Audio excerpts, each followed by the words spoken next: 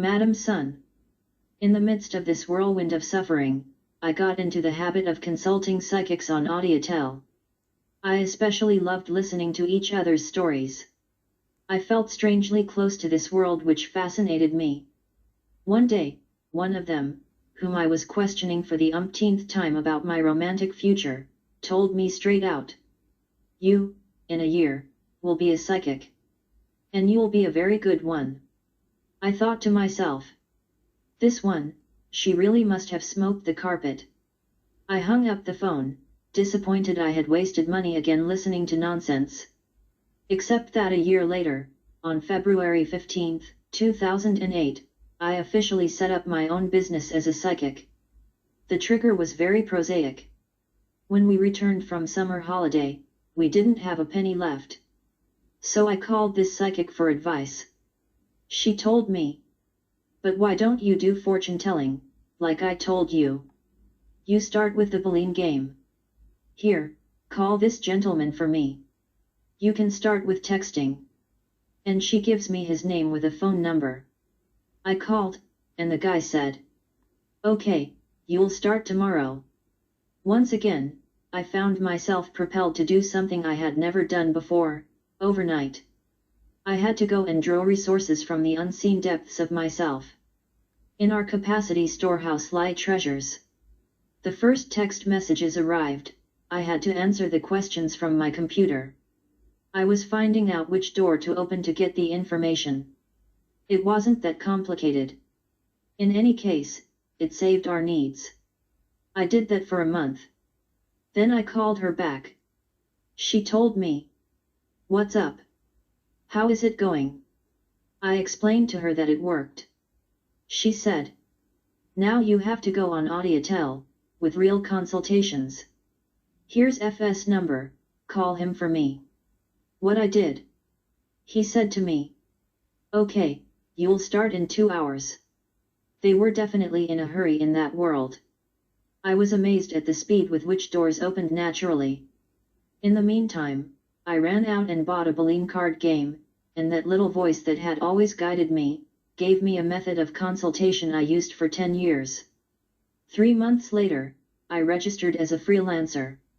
I worked a lot, day and night. No rest, no holidays. I learned a lot. I also exhausted myself a lot. I always refused to lie, and after having honed my skills on various Audiotel, I was able to open my own cabinet where I could practice at my rhythm and with a modest tariff. I was not looking for wealth, I already had it inside. I needed independence and freedom. I was satisfied to be able to help in my own way those who, by chance on internet, came across my website and called me. This made us live modestly, but I didn't care as long as our essential needs were assured. Sentimentally, the story had long since turned into a disaster with multiple attempts to break up on my side, each more incredible than the last, but each time caught like a sucker, under threat, blackmail of the child with legal proceedings, his great game. The first time, because I was a vegetarian, I was accused of only giving my son salad. This triggered a social inquiry. When he arrived at the court, he took out a letter and read it out loud. It was a marriage proposal. Nobody understood. The judge was stunned. I was scandalized. Srila Prabhupada had not lied. I was going to suffer a lot, an inexorable price to pay for my negligence and stubbornness in not listening to or following the instructions he had internally ordered me. Finally, on December 26, 2010, the day after Christmas, he announced that he was leaving me for good this time. We had already been living in separate flats for several years, but in the same city. He was moving 1,000 miles away because he had met someone. Thinking that this was yet another trick, I remained cautious and asked him a few days later if he had confirmed his decision. He did. And on January 1, 2011, while praying before the deities, I heard, "You have been released."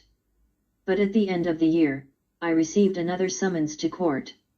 This time I was accused of wanting to take the child away from his father. A shame.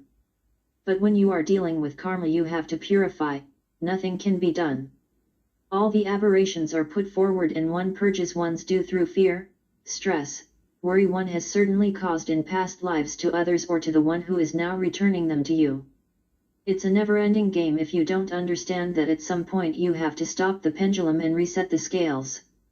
Love, peace, and forgiveness alone can accomplish these things. But to forgive someone who has hurt you to death, it is not easy. It takes time, a lot of time to cleanse your heart, to tame and calm down little by little this rage and this call for revenge. Only true love, compassion, and deep intelligence can overcome this destructive force and transform it as a dead body decomposes into soil on which a fragrant rose will grow. Krishna was inviting me to accomplish this transformation. It took 13 years. 13, the arcane of death, the number of transformation, as if by chance. For disobeying and offending Srila Prabhupada's instructions, in spite of and after taking vows, I was sentenced to 13 years. Yet in this journey, Krishna has not ceased to be present to help and save me. I have learned that in times of danger, our only recourse is to rely on him, for he is all-powerful, and infinitely merciful. His compassion is real, and I am writing this book to bear witness to it, to show his glories to the world. If it can give a little spark to someone else on their way, then I'll be happy to have contributed and glad that my experience was useful. I was scared to death, because this time I was attacked because I was a medium, a vegetarian and a devotee of Krishna. He was waving the red cloth of witch hunting. Any excuse was good to try to take away this child who had become the stumbling block between light and shadow. The intuitive prediction of the first moment unfortunately proved to be true, and I felt a battle was being waged above our heads, far beyond a human quarrel. I sensed that through us, the forces of the eternal battle between good and evil were confronting each other. Archangel Michael's battle with the dragon. I remember being called Georgette by my father. But did he knew that Saint George was the patron saint of chivalry and the profession of arms? To help me in the task, I had requested that specific prayers of protection be made to Lord Nishingadef, the half-man, half-lion avatar of the Lord, a gigantic Murti which was in the temple in India where I had been initiated. 2 weeks before the trial date, I suddenly saw S running around screaming, "Mom! Mummy! There's a lion! There's a lion in the house!" I did not immediately understand what he meant. S is also an atypical and different child. Not only because he is dyslexic, but also because he comes from very far away. Then I came to realize that somehow S saw Lord Nishingadef coming to save and protect him. I was impressed to see once again how the Lord manifested himself concretely and without any possible doubt. The story of Nishingadef particularly touched me because it echoed in some way the situation that S was experiencing. This story can be found in the 7th canto of Srimad Bhagavatam in Chapter 5. We learn how thousands of years ago in the Satya Yuga, Prahlad was the young son of a very powerful king, Hiranyakashipu, who then ruled the earth with tyranny. One day, when Prahlad was only 5 years old, his father took him on his lap, and affectionately asked him, "So my son, what is the best thing you learned today at school?"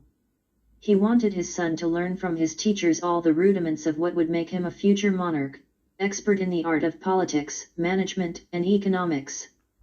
Very attached to women and wealth, this great king was aptly named. Hiranya in Sanskrit means gold and Kashipu, soft cushion. Hiranyakashipu was therefore a name for those who love wealth and sensual pleasure. Now it so happened that Prahlad, from birth, had a natural and special inclination towards God, Lord Vishnu.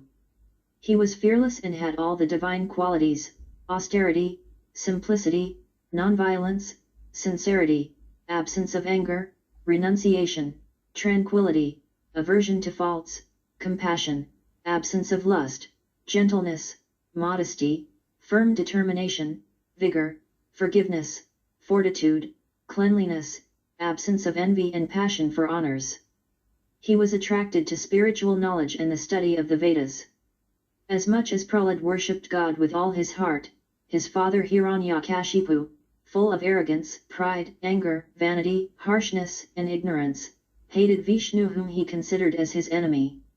He thought, I have so much wealth today, and I will get more according to my plans. This one was my enemy, and I killed him, and my other enemy shall also be killed. I am Lord and Master of all, I am perfect, powerful, and happy. I am the richest man, with my aristocratic family. There is no one as powerful and happy as me. I will make sacrifices, I will do charity, and so I will rejoice.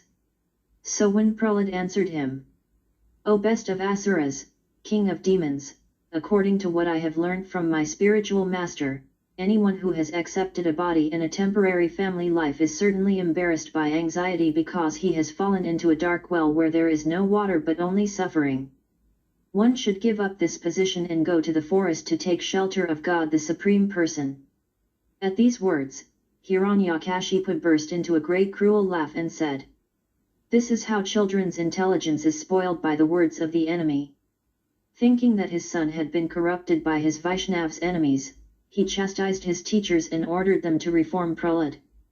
Although very humble and docile, Prahlad could not stop talking about God to everyone, and soon even his classmates were listening to him assiduously and following his precepts. Again Prahlad was introduced to his father, who asked him a second time, what was the most important thing he had learned from his teachers? He replied, My dear father, Shravana Kirtanam Vishnu, the most important thing is to listen to and chant the holy transcendental name of Lord Vishnu, remember his form, qualities, attributes and entertainments, serve his lotus-like feet, offer him reverent worship and prayers, become his servant, consider the Lord as one's best friend, and surrender everything to him, to serve him in deed, word, and spirit. These 9 processes are accepted as pure devotional service. One who has devoted his life to the service of Krishna through these 9 methods must be considered the most learned person, for he has acquired complete knowledge.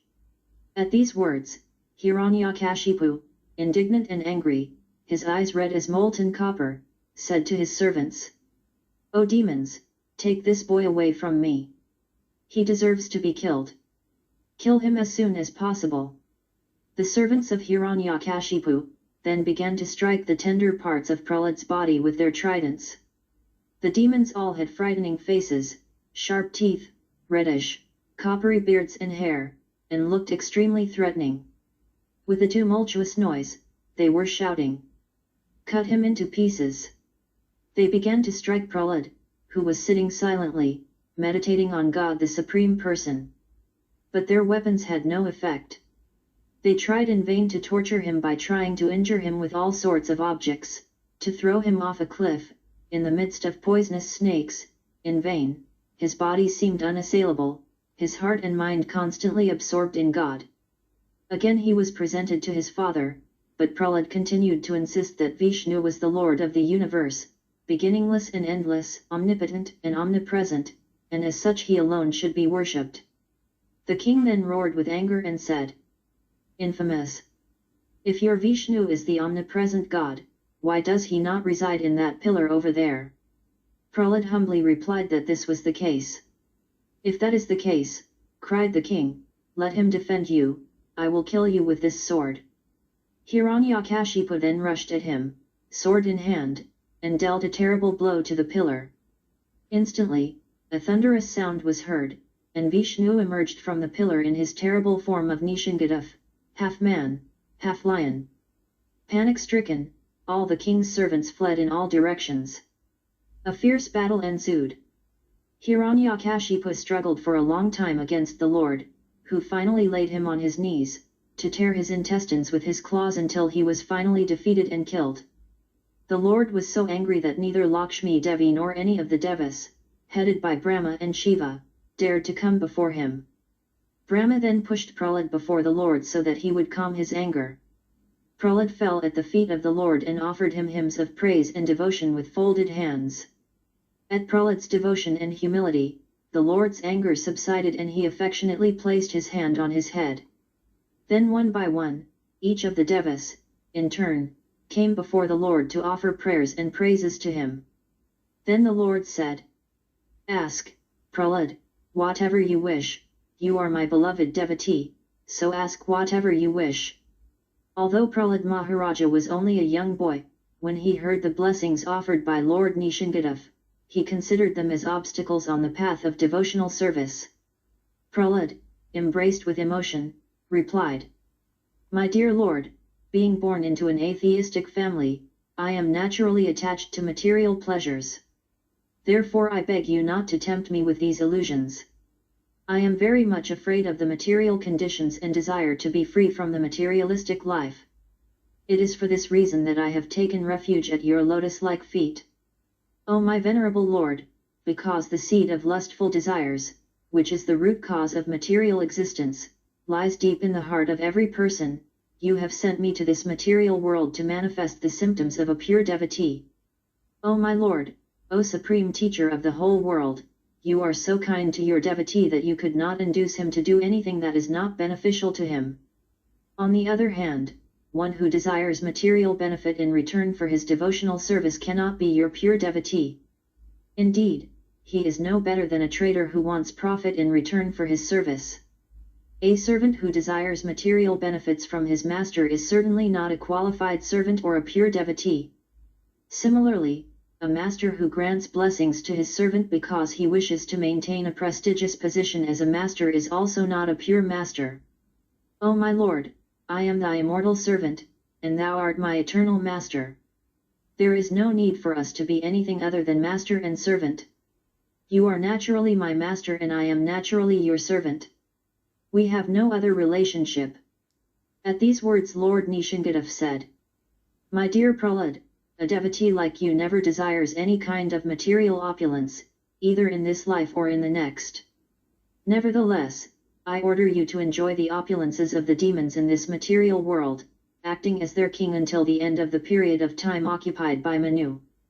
In its own way, the harassment we had been enduring for years brought me back to this story. I found the same signs of fierce opposition with only one motive, envy, hatred of God, and the illusion of wanting to put oneself in his place. This frustrated illusion triggered pernicious and incessant attacks. The subtle and invisible eruption of this lion around us was so supernatural that I decided to show him the picture of Lord Nishingadef on internet. Immediately he raised his arms and shouted in his pure, childlike voice, "Jaya Nishingadef! Jaya Nishingadef!" Nishingadef has remained his protector ever since. Later, M gave him a lion-cuddly toy that he never left. The day of the trial arrived. I was petrified with fear. The evening before, there had still been no confirmation that he would be there, his lawyer had not said anything, and my lawyer had told me to wait. I felt very bad. Tortured with fear, I went on internet to try to calm myself and came across the Nishin Gakavacha. It is a complete prayer for protection which begins with this main prayer to Lord Nishingadef. Ugram Viram Mahavishnuam. Valantam Sarvato Mukam. Nishimgam Bishanam Badram. Mridiom Namami Aham.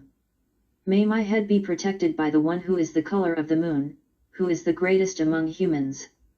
I salute the fierce and mighty Vishnu, the great Vishnu, the fiery one, who has faces on all sides, the dreaded one, Nishingat, who causes death even from death personified, or who can overcome death. I am particularly drawn to these two stanzas. If one writes this on a leaf or tree bark and keeps it in a golden capsule on his neck or right arm, Lord Nishingadef will be personally present. A woman can keep it on her left arm, a man on his right hand.